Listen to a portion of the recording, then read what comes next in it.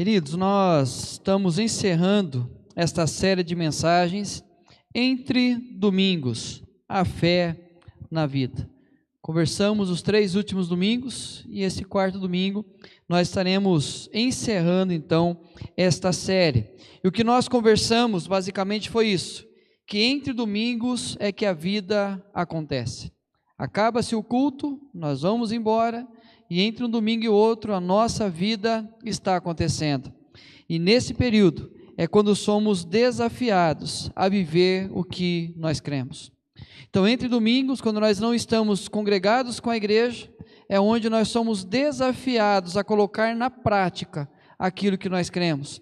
De maneira resumida, é a fé na vida.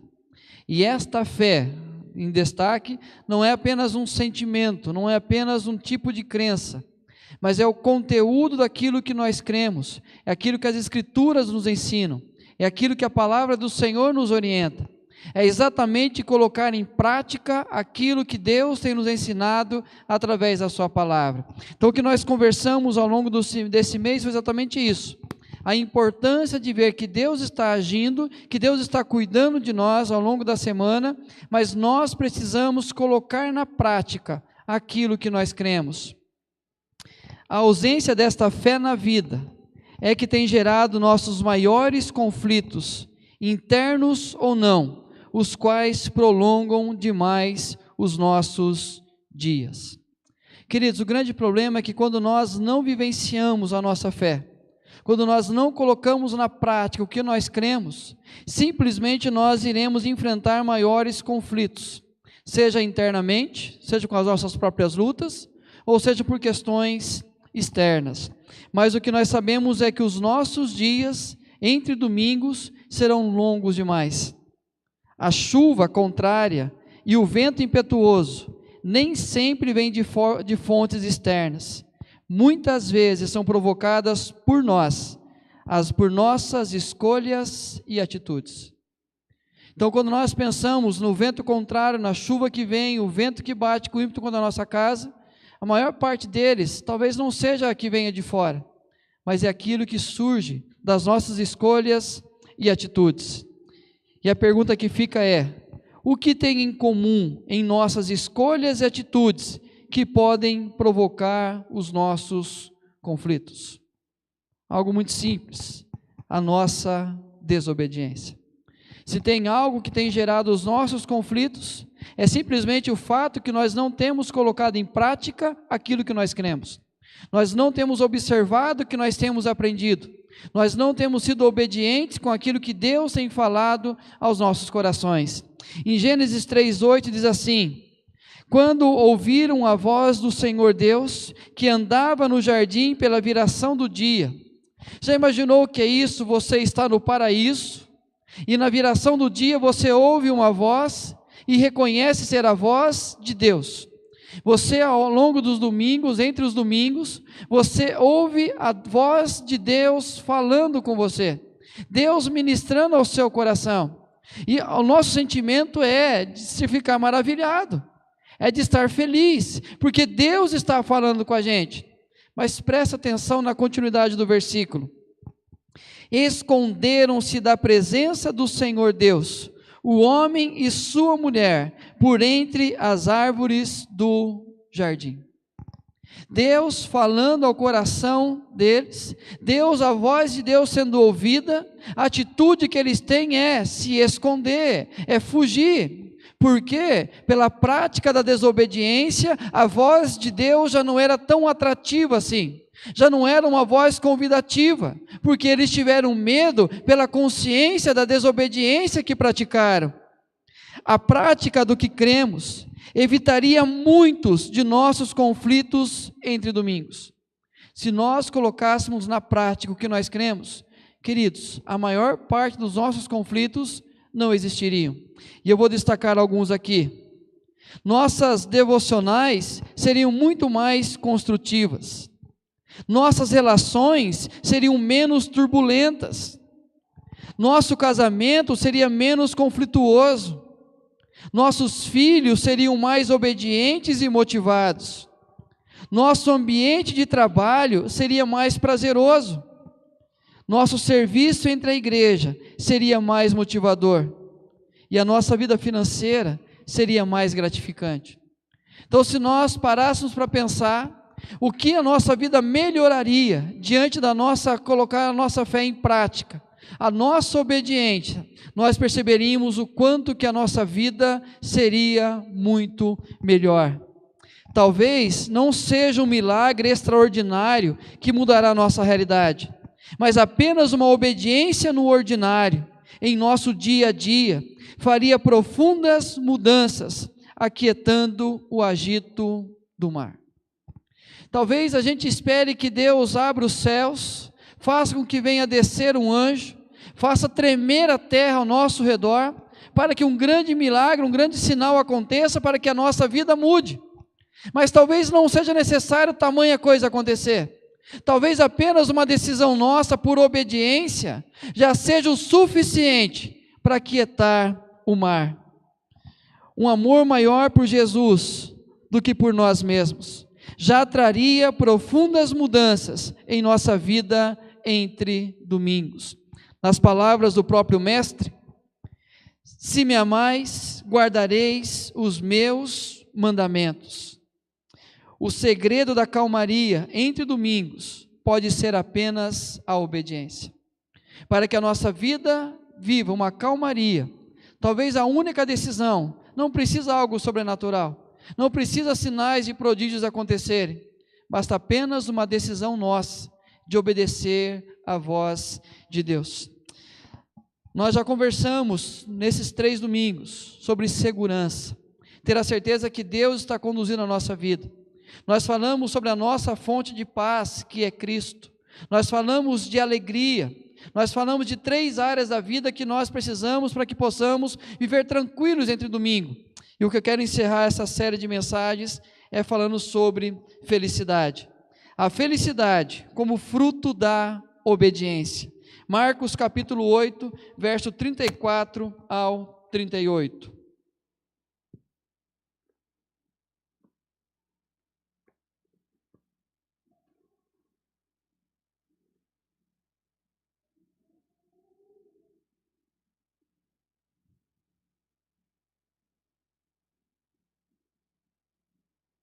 Marcos capítulo 8, verso 34 ao 38.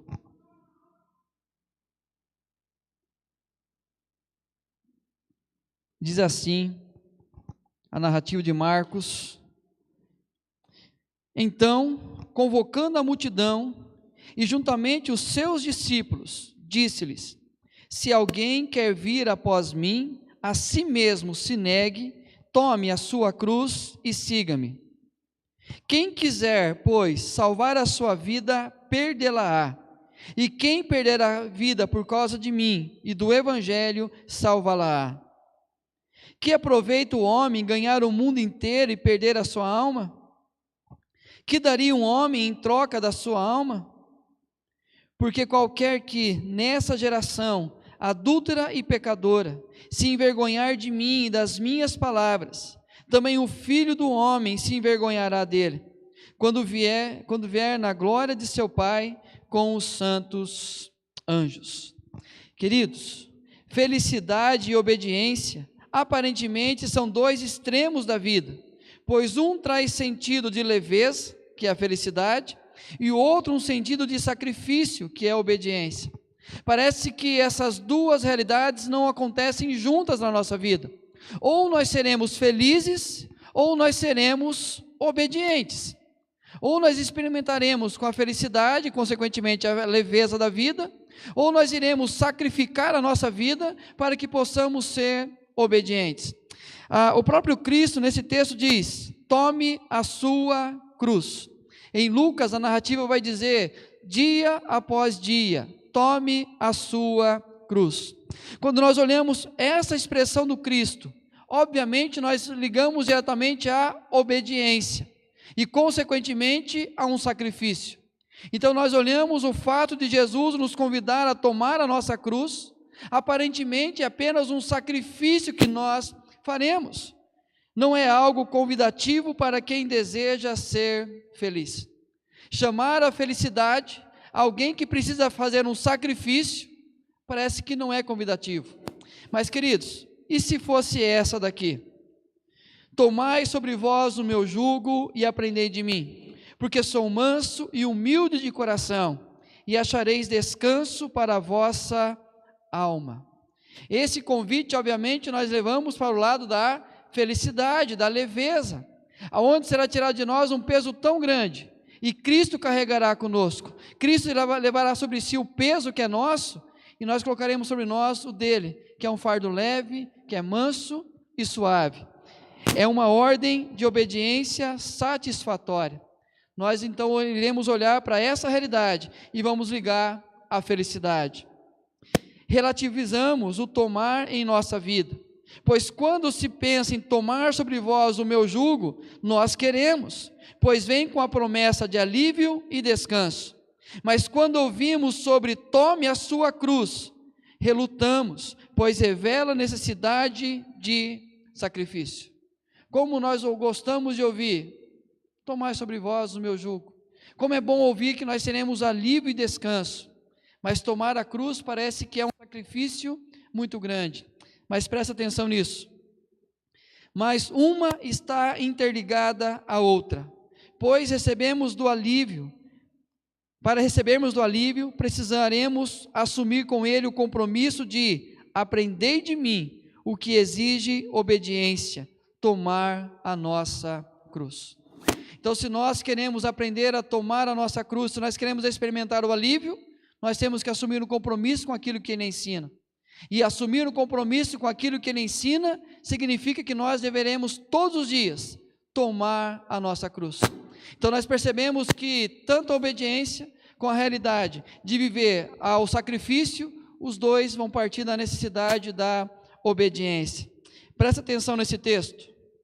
Em qualquer dos casos, este assunto é vital para você.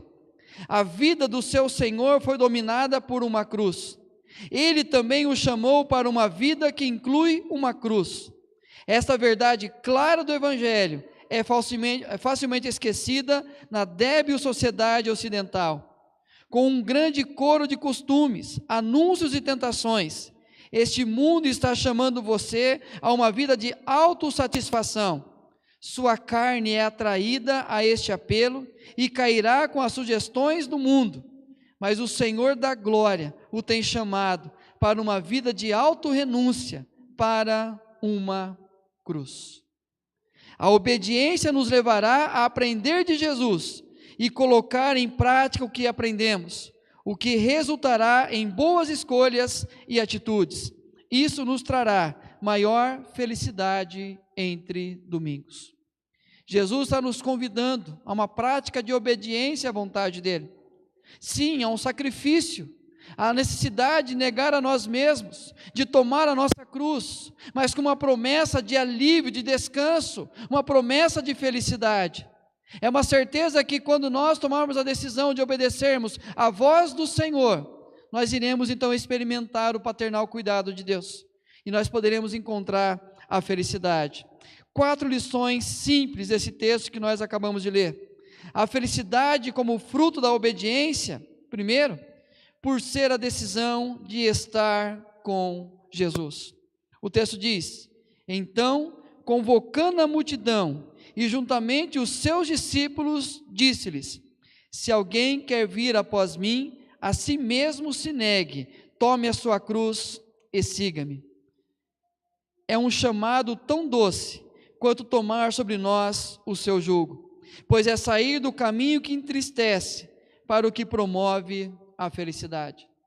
O convite do Cristo, tomar sobre nós o jugo dele, é tão doce quanto ouvir: cada um, dia a dia, negue a si mesmo e tome a sua cruz.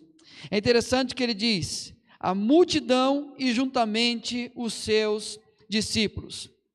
Walter Chandler diz o seguinte: é um ato universal, intencional e sacrificial. Jesus nos chamando a essa realidade, torna-se para nós um ato universal, intencional e sacrificial. O que ele quer dizer com isso? Se alguém quer vir após mim, universal, por ser estendido a todos os seus seguidores. A multidão e os seus discípulos são convidados a caminhar mais perto dele. Intencional, negue a si mesmo e tome a sua cruz. Intencional, por querermos ser mais de Jesus. Tomar uma decisão eu quero menos de mim e eu quero mais de Jesus. Eu quero negar a mim mesmo, eu quero tomar a minha cruz e quero segui-lo. E sacrificial, por nos fazer mudar de direção. Siga-me. Talvez estejamos andando por outros caminhos, por outras direções, mas Ele nos convida a negar a nós mesmos. E o sacrifício é simples, é deixar o caminho que nós estamos percorrendo, que já comprovou para nós a infelicidade, a tristeza, a amargura, já mostrou a dor que nós sofremos por consequência disso, para que nós possamos tomar a decisão de andar próximos a Jesus, e assim experimentarmos esse caminho da felicidade. Tomar a decisão de estar com Jesus é viver do jeito dele, de fazer a sua vontade. Mas presta atenção, isso provocará em nós diversos conflitos, os quais revelarão razões pelas quais temos tantos motivos que nos tiram a felicidade. Andar com Jesus vai provocar conflitos em nós, mas esses conflitos vão revelar apenas uma coisa, que nós estávamos no caminho errado. Se diante da realidade de caminhar com Jesus, Ele me ensina a perdoar alguém, eu sei o quanto que isso vai ser conflituoso no meu coração, porque eu conheço a dureza do meu coração, eu sei a maldade que o tempo todo tenta me dominar, mas então quando eu ando com Ele, o conflito passa a acontecer, e eu percebo que eu preciso quebrantar o meu coração, eu preciso tomar uma atitude, para que eu possa andar com Jesus. Estar com Ele significa ter menos de nós, da nossa teimosia, de nossos erros, de nosso jeito questionável de fazer tudo. Queridos, Jesus deixa claro isso para a gente. Quer andar? Venha após mim, negue a si mesmo, tome a sua cruz e siga-me. É exatamente deixar a teimosia, os erros, o nosso jeitão questionável, para apenas andar segundo a vontade dEle, por ser a decisão de estar com Jesus. Mas uma segunda lição nesse texto, a felicidade como fruto da obediência, por reconhecer que o ganho é maior do que a perda. Ele diz, quem quiser, pois, salvar a sua vida, perdê-la, e quem perder a vida por causa de mim e do Evangelho, salvá-la. Resposta simples para a pergunta, qual é o bem mais precioso, mais valioso que nós temos? A vida. A vida como o bem mais valioso que temos. Diante de circunstâncias da vida, acontece algo, se perdeu tudo. A nossa resposta é, mas graças a Deus que eu estou vivo. Graças a Deus que Deus tem me conservado em vida. O bem mais precioso que nós temos é a vida. Porém, o problema não está no valor em si da vida, mas o valor que damos a ela pela forma que estamos vivendo. A maneira que nós estamos vivendo mostra o valor que nós damos à vida. Seu valor torna-se desprezível quando desconsideramos a razão de existir, pois assim a estaremos reduzindo aos dias neste mundo. O grande problema é que nós sabemos o valor da vida, mas ela perde o seu valor, perde o seu significado, pela maneira que nós estamos vivendo, pela maneira que nós estamos conduzindo a nossa vida entre domingos. Olha que John MacArthur fala sobre isso.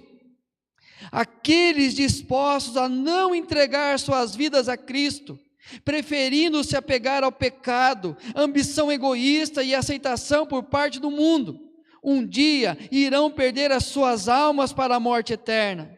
Mas quem está disposto a abandonar tudo por amor de Cristo, receberão a vida eterna. Mas presta atenção sobre o abandonar tudo.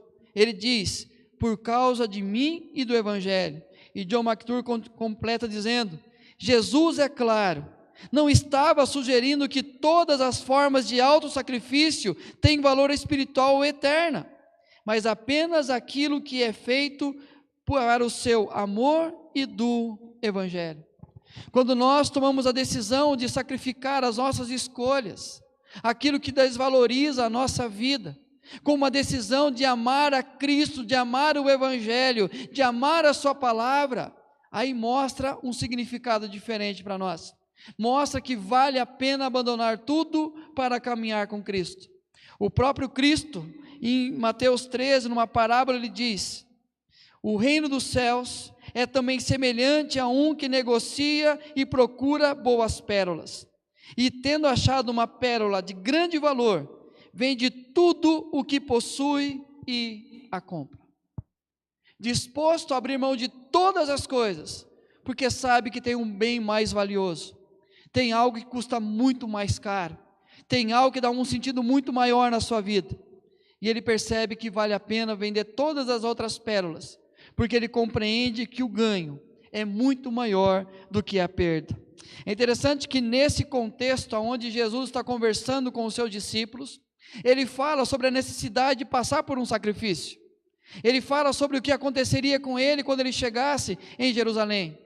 Pedro, cheio de si, se aproxima e fala assim: não, Senhor, de forma alguma isso acontecerá.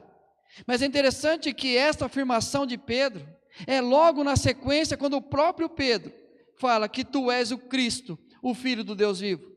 Jesus pergunta aos seus discípulos: quem a multidão diz que eu sou? Alguns dizem Elias, João Batista, alguns dos profetas. Cada um tem uma versão sobre o Senhor. Aí Jesus pergunta: mas e vocês? Quem vocês dizem que eu sou? Pedro se coloca em pé e diz: tu és o Cristo, o Filho do Deus vivo. E naquele momento vem a palavra de Jesus, que ele fala que ele precisaria ser entregue, precisaria ser condenado, crucificado, morto e sepultado. Pedro fala: não vai acontecer isso. E a palavra de Jesus é: arreda-te, Satanás, porque não cogitas as coisas de Deus, e sim das coisas dos homens. Pedro não estava preocupado com aquilo que Jesus faria por ele, no sentido de entregar a vida em favor de Pedro, mas a preocupação de Pedro era uma felicidade terrena, circunstancial, era apenas ter o poder nas mãos. E a repreensão vem. Pedro, mesmo reconhecendo ser Jesus o Messias, continuava achando que seus próprios interesses salvariam a sua vida. Queridos, o grande problema nosso é esse: nós continuamos caminhando com Cristo, continuamos levando uma vida com Cristo, continuamos praticando a nossa espiritualidade, mas continuamos achando que aquilo que nós temos é muito mais precioso, vai dar muito mais sentido à nossa vida, vai preencher o vazio da nossa alma, e nós então confrontamos com aquilo que Jesus oferece para nós, que é muito mais precioso, que é muito mais a garantia do prêmio, a garantia da eternidade, a garantia do seu alto valor, mas nós não abrimos mão, porque nós continuamos como Pedro, querendo apenas satisfazer as nossas próprias vontades. Mas Jesus diz assim: por causa de mim e do Evangelho, é a aceitação de quem Ele é e do que Ele fez, ser maior do que qualquer coisa que sejamos ou façamos neste mundo. Lembremos-nos que a vida é doce e a morte é amarga, mas a morte eterna é mais amarga e a vida eterna é mais doce. Quando nós entendemos que aquilo que Ele promete para nós é muito maior, é muito mais doce do que qualquer coisa que nós possamos fazer neste mundo, eu sei que vale a pena abrir mão, vale a pena entregar a minha vida a Cristo, porque reconhecer que o ganho é muito maior do que aquilo que eu vou perder por caminhar com Jesus. Mas ele continua falando: a felicidade como fruto da obediência, por nos dar uma outra perspectiva da vida. Que aproveita o homem ganhar o mundo inteiro e perder a sua alma? Que dará um homem em troca da sua alma? Jesus nos ensina a olhar as recompensas e perdas com outra perspectiva. O mundo, pragmatizado por filosofias imediatistas, nos ensina a ver o lucro como algo que deve ser apreciado a todo custo, deixando de apresentar que, na maioria dos casos, o lucro imediato significa prejuízo a longo prazo. O pastor Ezequiel tem uma frase, que ele sempre repete isso, que o pecado nos prenderá de um jeito que nós não esperávamos, vai durar por um tempo que nós não esperávamos, e vai nos levar para um lugar que nós não queríamos também estar.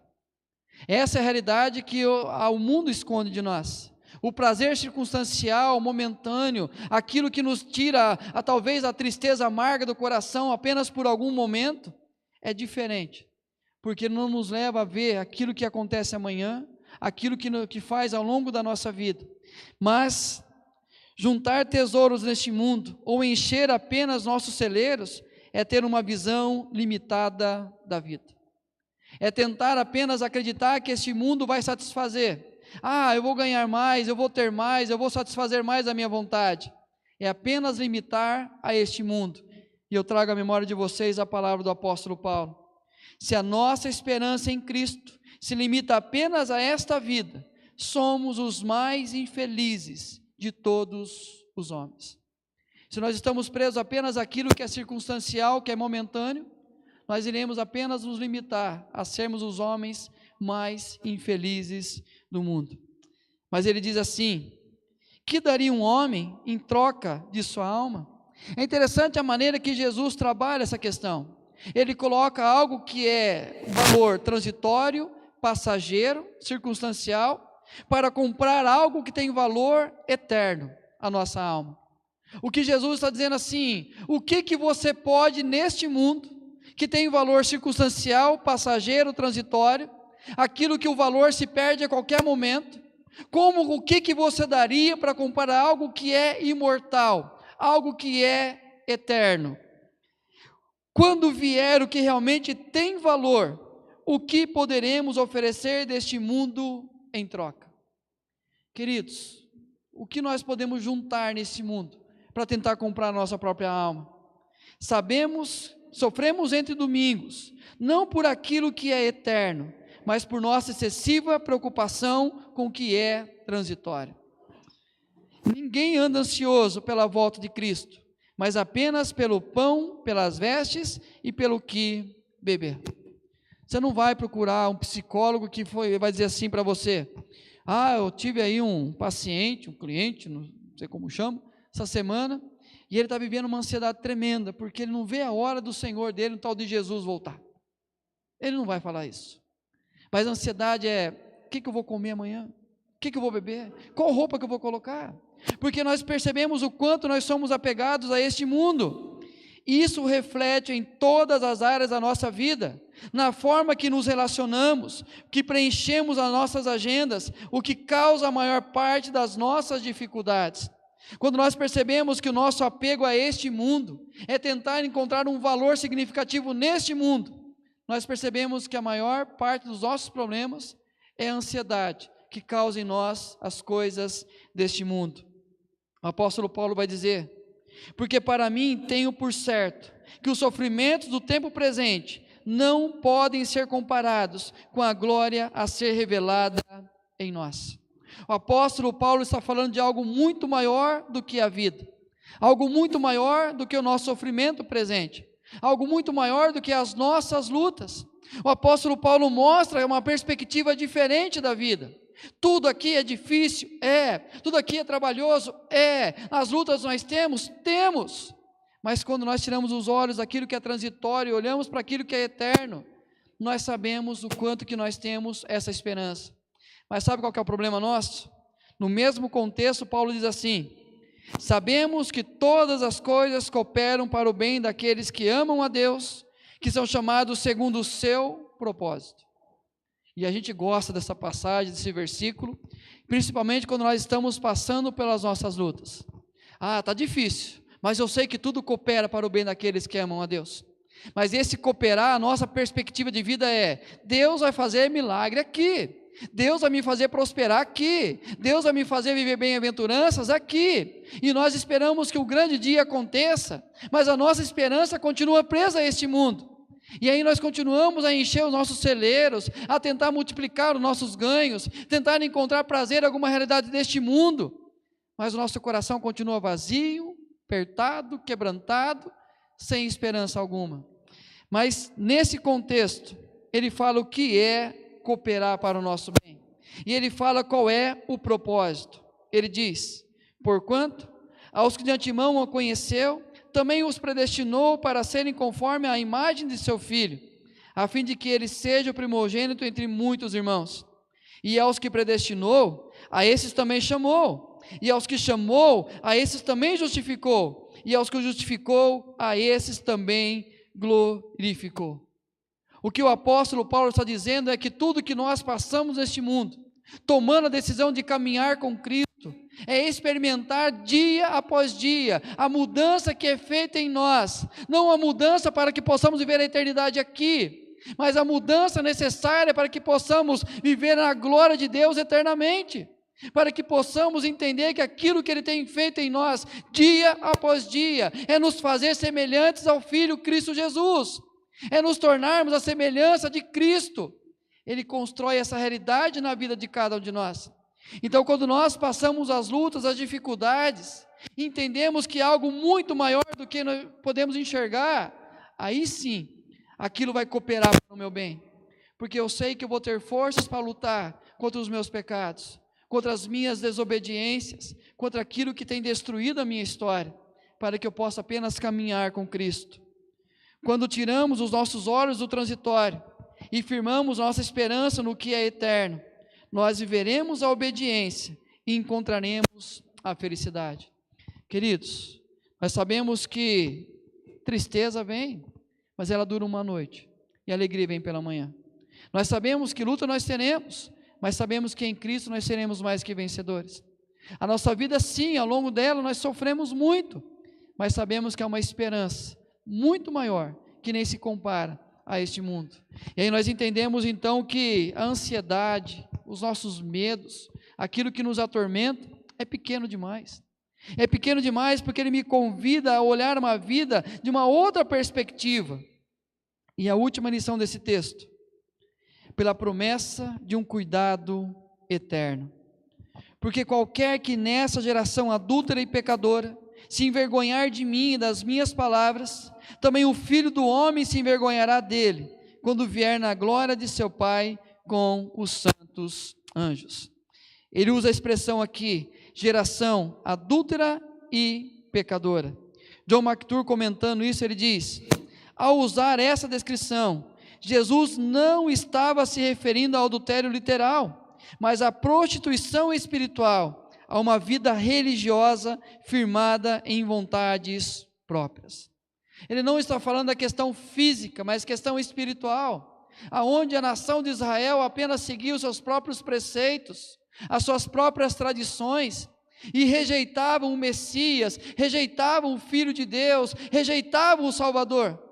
E diante dessa realidade ele fala o seguinte: se vocês continuarem me negando aqui nessa vida, o Filho do Homem também negará vocês no dia do juízo. Diante da realidade da eternidade, o próprio Filho do Homem também vai negar vocês. Pessoas que cultivam uma vida religiosa apenas desejando benefícios passageiros, apenas bênçãos entre domingos e não para a eternidade. São pessoas que domingo após domingo, a única vontade delas é que Deus satisfaça as vontades circunstanciais. Apenas construa um lar perfeito neste mundo. Mas ele diz: envergonhar de mim e das minhas palavras. Literalmente é desprezar, rejeitar ou recusar-se a aceitar. As únicas pessoas que serão salvos são aqueles que têm vergonha de si mesmos, mas não se envergonham dele. Aqueles que olham para si e sentem vergonha do que está fazendo, porque compreende que está desobedecendo a Deus. Esses sim são levados ao arrependimento para a vida. E assim poderão ter a certeza do cuidado de Deus sobre as suas vidas. Mas aqueles que persistem na dureza dos seus corações, fazendo apenas as suas próprias vontades e esperando que Deus satisfaça apenas entre domingos, queridos, esses aí infelizmente não receberão o convite gracioso de Deus.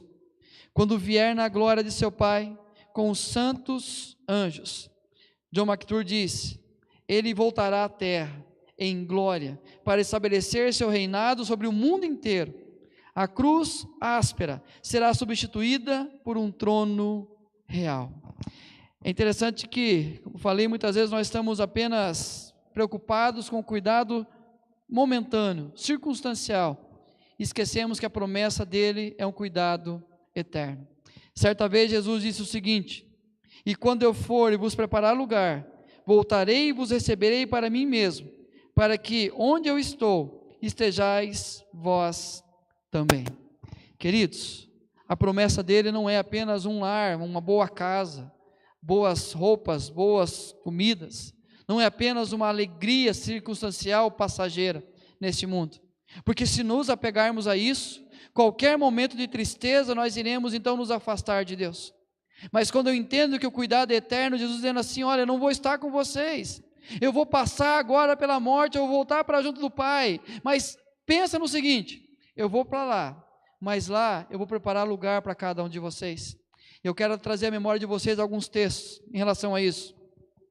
Então dirá o rei aos que estiverem à sua direita: vinde, benditos de meu Pai, entrai na posse do reino que vos está preparado desde a fundação do mundo.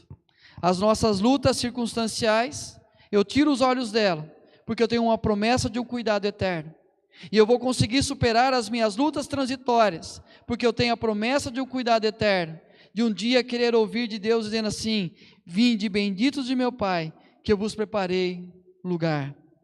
E Apocalipse diz o seguinte: então ouvi grande voz vinda do trono, dizendo: eis o tabernáculo de Deus com os homens, que Deus habitará com eles, eles serão povos de Deus, e Deus mesmo estará com eles, e lhes enxugará dos olhos toda lágrima, e a morte já não existirá, já não haverá luto, nem pranto, nem dor, porque as primeiras coisas passaram. Queridos, quando eu sei que o cuidado de Deus é eterno com a minha vida, não é a circunstância, não é o momento que vai definir quem eu sou, ou quais atitudes tomar, mas exatamente tirar os olhos da dor que eu estou sentindo, e ter a certeza que Deus é aquele que cuidará da minha vida, hoje, mas com a promessa que estará cuidando, cada dia da minha vida, por toda a eternidade. A felicidade como fruto da obediência, por ser a decisão de estar com Jesus. Tome a decisão de estar com Jesus entre domingos. Tome a decisão de segui-lo, por reconhecer que o ganho é maior do que a perda. Queridos, tenha certeza disso, que aquilo que Ele oferece para nós é muito maior, é muito melhor do que aquilo que nos dará apenas em circunstâncias o alívio, por nos dar uma outra perspectiva da vida. Se eu apenas esperar alegria nesse mundo, queridos, eu sou pequeno demais, mas entender que Deus tem algo muito maior para mim, eu vou superar, pela promessa de um cuidado eterno. E aí, eu termino com um convite, que exige de nós um sacrifício, mas tem uma promessa: tomai sobre vós o meu jugo e aprendei de mim, porque sou manso e humilde de coração, e achareis descanso para a vossa alma. Tão doce quanto o convite: siga-me, negue a si mesmo e tome a sua cruz, dia a dia. Sacrifícios que faremos pela obediência, porque sabemos que apenas a obediência nos dará a felicidade. E isso não precisa ser tanto teologicamente comprovado, basta apenas olhar a nossa experiência de vida e ver o quanto que a desobediência provoca a infelicidade. Mas quando nós tomamos a decisão pela obediência, a felicidade fará parte da vida de cada um de nós. Queridos, eu quero orar com você, eu quero pedir que, de forma graciosa, Deus adentre os nossos corações, que o Espírito Santo mova sobre a vida de cada um de nós, para que possamos receber esse convite de Jesus, de dia após dia, entre domingos, negar a nós mesmos, tomar a nossa cruz e seguir a Cristo Jesus. Vamos orar? Pai, o Senhor conhece a realidade de cada um de nós aqui, Senhor. O Senhor sabe, Deus, as lutas, os nossos medos, anseios, receios que nós temos. E quantas vezes, ó Deus, nós tentamos, de uma forma ou outra, solucionar, resolver, ó Pai, e nos apegar às coisas circunstanciais.